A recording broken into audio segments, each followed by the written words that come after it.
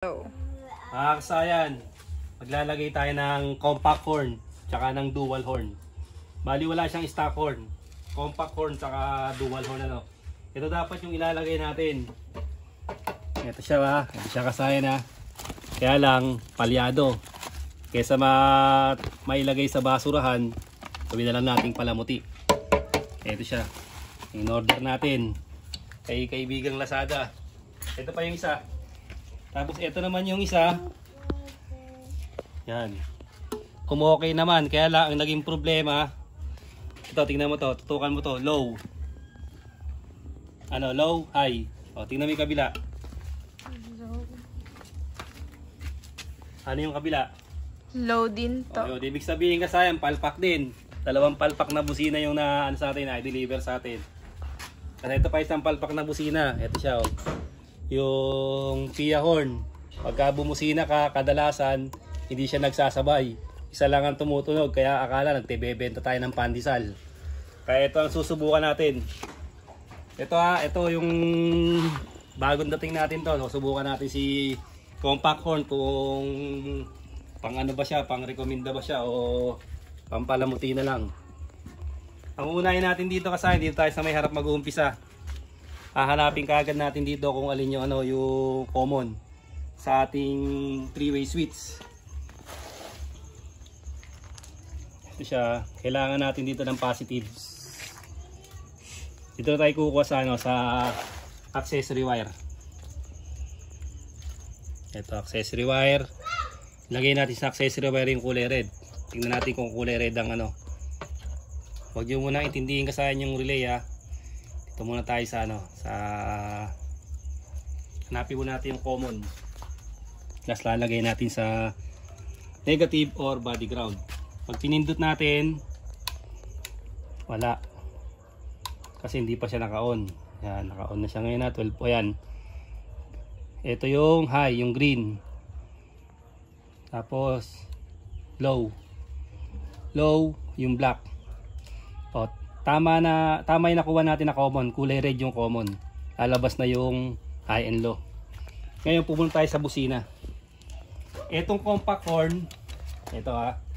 Etong compact horn na to, meron siyang positive at negative. Hindi katulad ng ibang busina kahit magkabaliktaran pwede. Ito siya ha, dito tutukan mo dito sa ilalim para makita nilang ano. May positive at may negative yan ha. Ito yung ano, ito yung negative. Makita mo yung minus. Ito negative to. Ito isa positive. Hindi siya pwede magkabaliktaran. Ito yung negative ha. May nakalagay na minus dyan. Ito yung positive. May nakalagay na plus. Hindi yan pwede magkabaliktaran tong ano, compact horn. Ito yung ano, pansinin nyo. Bali, ilalagay muna natin lahat ng ground. Ito yung ground ng ano, compact horn. Dalawa lang yung ano niya. Isang positive, isang negative. Ito na siya. Nakalagay na sa body ground. Tapos ito naman yung sa may dual horn natin. Ayun siya. Pansinin nyo, naka relay terminal tsaka I terminal. Nakalagay na rin sa body ground. Ganon din sa kabila. Siya ko. Yan o. Nakalagay na sa ground na. Ngayon i-check natin siya. I-check natin kung meron na ba siyang ground. Ilalagay natin sa positive ng battery. So, kahit nakapatayan ha, tignan natin kung meron siya. Ayan siya. Negative. Okay, parehas yung lakas. Negative. Yung ano, ground na. Ayan, tapos sa baba natin siya yan. Ayan, parehas na parehas siya. Kaya may ground na siya. Tapos sa kabila, ito naman yun ha. Ito naman yung compact horn. Ito naman yung ground nya. Pansinin nyo yung lakas, parehas na parehas. Sa kabila. Ayan siya. Ayun, sa may tornilyo. Ano? Kaya kasi tignan nyo, nag-i-spark pa. Dito, ayan mo yun. Pakita natin na nag-i-spark. Kita yung spark, kita mo ha. Kita? O yan, na malakas siya. Malakas yung mga pinaglagyan natin ng body ground. Kaya sa ground, wala tayong magiging problema. Tapos, dahil nakuha na natin yung common, ito na yung dalawang common. Ito yung positive ng compact horn. Ito yung positive, kahit alin sa dalawa. Pansinin nyo kahit alin sa dalawa. Kumbaga sa mini driving light high and low. Yan, kahit alin dito sa dalawa. Tapos kukunin natin yung ano, yung positive ng busina. Pagsasamahin natin.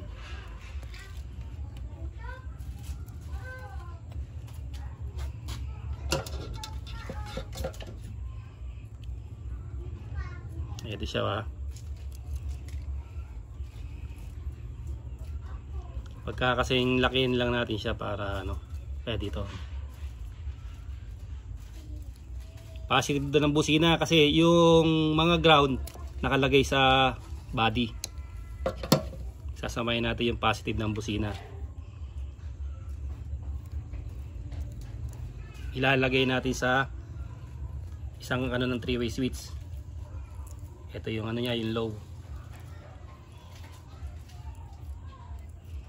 Tapos mamaya may i-experiment pa tayo mamaya dyan. May gagawin pa tayo dyan. Kung kaya ng battery natin, pagsasabay natin yung compact horn tsaka yung ano, yung loud horn. Ngayon pupunta tayo sa relay. Pag may budget, Bosch relay yung pangmalakasan kasi ito pang sasakyan. Kaya talagang pangmatagalan to. Pagka naman walang budget, ito tipid tips naman to. Ito siya oh. Lalagyan mo lang siya ng wire, hindi ka nabibili ng socket. Tapos ito yung mga transparent relay. Ngayon pag may budget, ito ito yung gagamitin nyo. Pag ano, ito yung gagamitin natin ngayon. Ngayon nakalagay na yung ano, yung ito yung common. Nahanap na natin yung common ano. Yung common nya, yung kulay red, alisin natin yan. Hinanap lang kasi natin yan eh. Ito yung common. Dahil nahanap na natin yung common, ito ang ilalagay natin sa number 87 ng relay. Kung ganito yung gamit nyo, number 87 ng relay Pag ito naman yung gamit nyo, SP, ano to, SPST. Single pole, single throw. Ito naman yung SPDT. Single pole, double throw.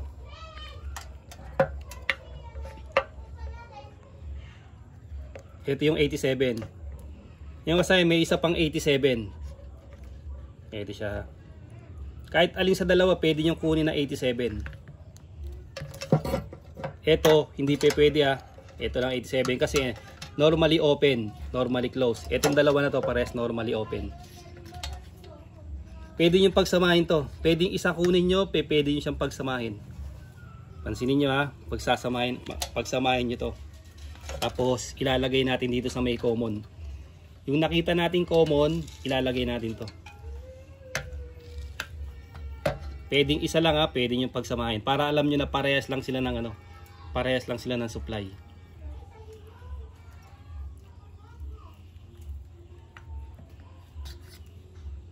Siya makapulupot. Isa lang kunin natin, isa lang. Parehas silang meron ano. Para maano na gusto. Itong 3-way switch natin manipis.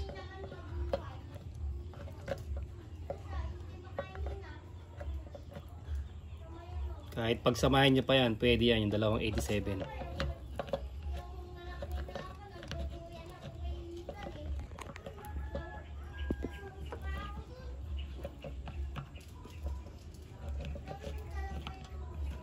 Yan nakalagay na yung 87 natin. Ito siya, halimbawa pinagsama ko walang magiging kaso yan. Solido na yung power sa kanya. Tape pa natin yan kasi positive yan. Hindi siya pwedeng madikit sa Ito kasi dahil skeleton to, kailangan natin gumawa ng switch. Ito siya ginawa natin switch. Kung meron na kayong switch, ito kahit magkabaligtaran, isusuksok nyo lang to sa sa positive negative sa tinanggalan nyo ng busina. Ito kasi wala, kaya dahil skeleton lalagyan natin. Nilagyan natin ng panibagong switch. Ganito rin yung proseso pag maglalagay kayo ng busina. Yung ihiwalay nyo yung busina na loud horn. Sa stock horn ihiwalay nyo siya. Dalawa yung magiging pindutan. Ganito rin yung proseso ng paglalagay.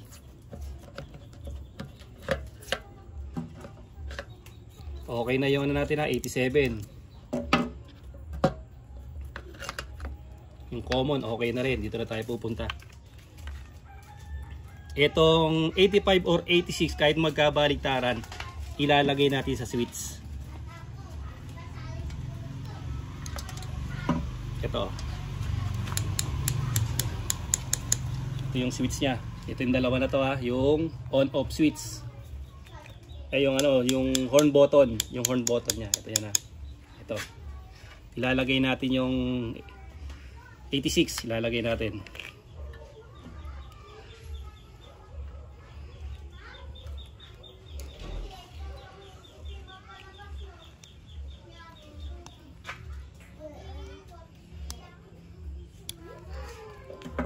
Meron tayong susubukan dito kung kayang pagsabay niyan. Susubukan natin.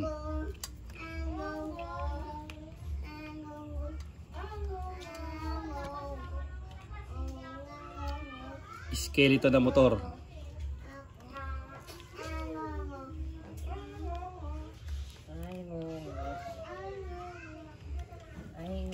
Ano? Nagyan na rin natin ang tape kasi ano siya, positive siya, baka madikit sa ground, mapuputukan tayo ng ano, ng fuse. Nakabunot pa naman yung fuse natin.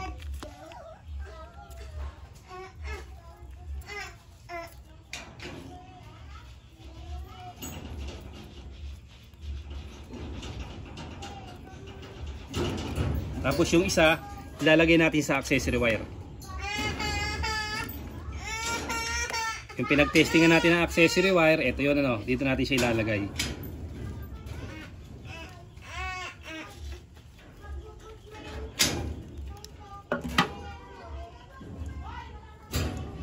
Kailangan may accessory wire yung motor natin. Kahit wala siyang susian. Yung pinaka on-off switch natin, ito siya. Ito.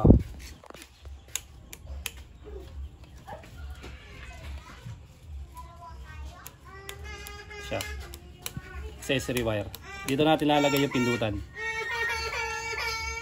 Sa accessory wire at number 86. Number 86 na ating relay. Ito.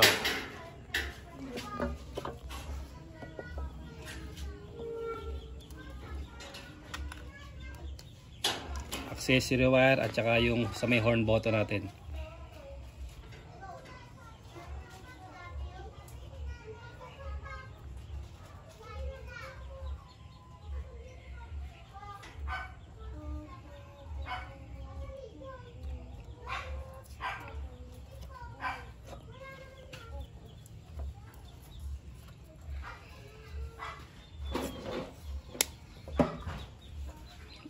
Tapos ano na lang kulang natin, dalawa na lang. Ito siya oh. Itong kabila o itong number 85, pwede yung diretso sa battery, pwede na naman sa body ground. Sa body ground lang natin lalagay. Ito siya oh. Sa body ground natin lalagay ha. Test light. Testing body ground kung malakas. Uy, dapat positive.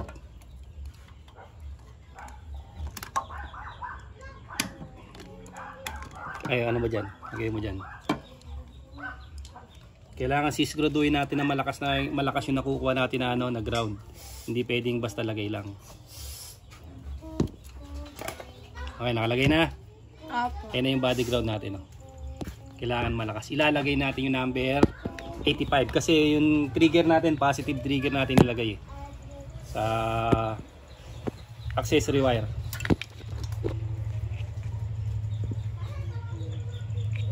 Na ngayon yung negative natin.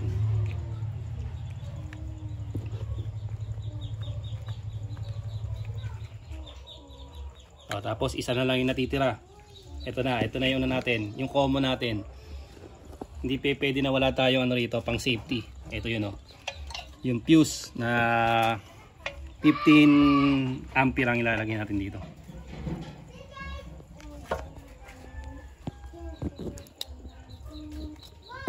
Naubusan tayo ng ano, ng ceramic kaya ito ginamit natin. Auto supply pa rin naman to, tingnan niyo makapal. Itong isa kaya dalawa to ha, naka-ready to.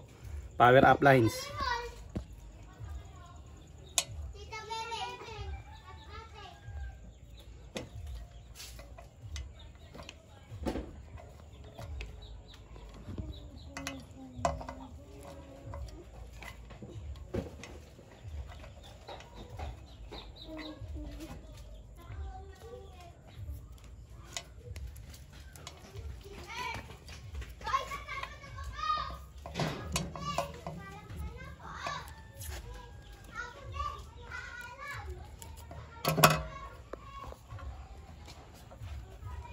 Ito na, kompleto na natin.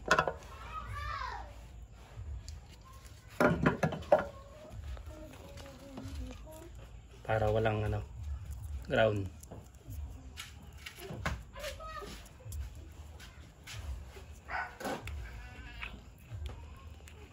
Kailangan kasi pag ito nakabukas yung accessory wire natin para gumana siya. Tapos hindi pa siya tutunog. Pero magti-trigger siya.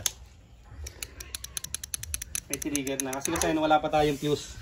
Maglalagay muna tayo ng fuse para gumana na yung Ito kasi pang safety to para pag nagwa-wiring, hindi siya tayo maputukan. Kahit may dumikit. Ayan na siya. Okay na yung kasi testing natin. Pero bubuksan muna natin yung kasi malakas yung natin. Malakas yung busina natin.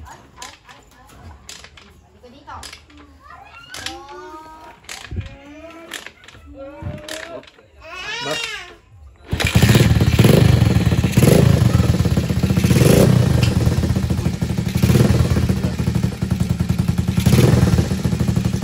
Hanapan natin ang pwesto yan. Kaya na. Tingnan natin. Mahina. Mahina yung contact core natin. Nasa kabila.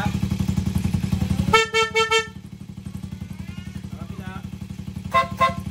Palpak din yung natin contact core natin compact cord.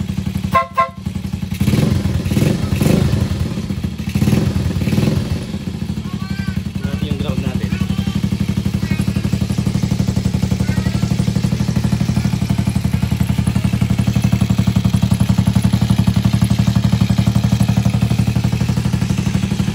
Mahina ating compact.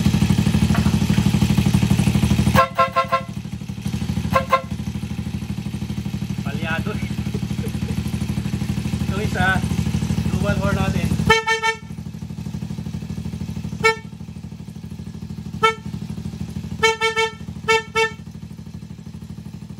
Compact cord. Ayun na ang compact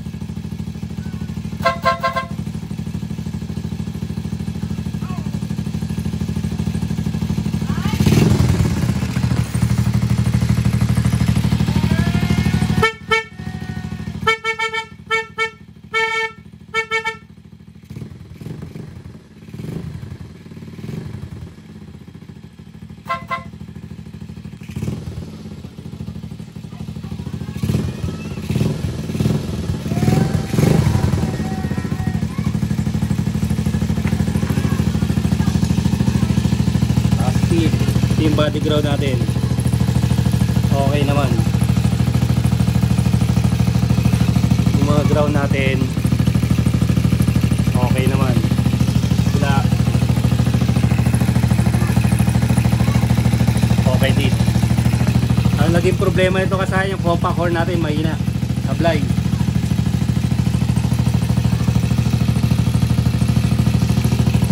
Kasi mataas naman yung volts natin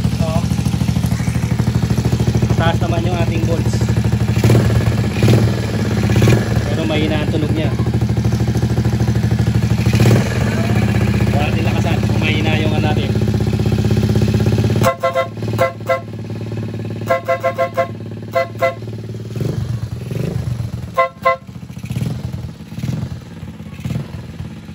Ano kasi pagsasabay na natin.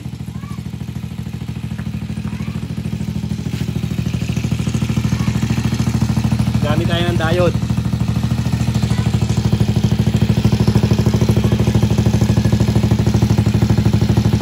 I-experiment tayo kung pwede siyang pagsabayin.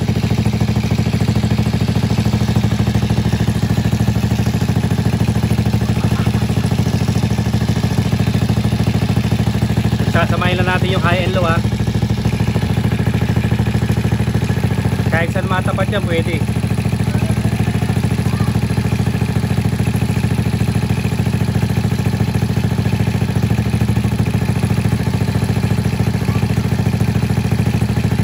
Sablay ang ating compact horn.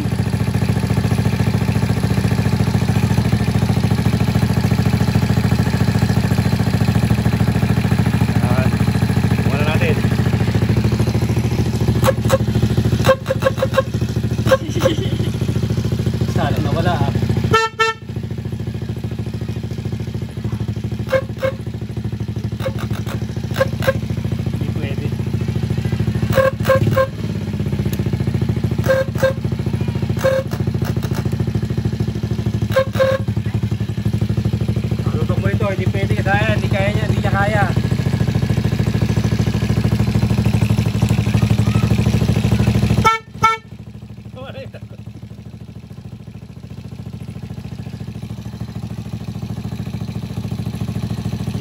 Bisaya.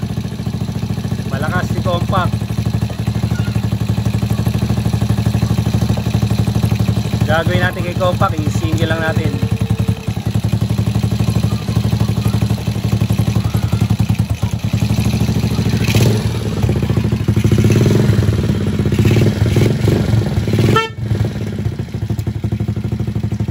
Ito kasayang, kaya ang tunog niya kasayang ganito.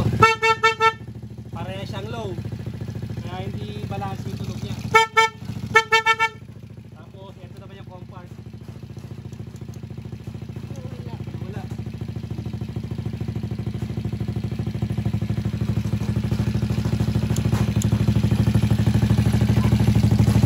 Yung compact, wala nang compact.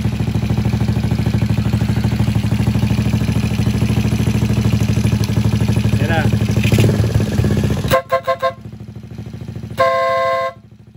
Alam ko na, ang gusto ni compact, ano lang siya, dirilan lang siya.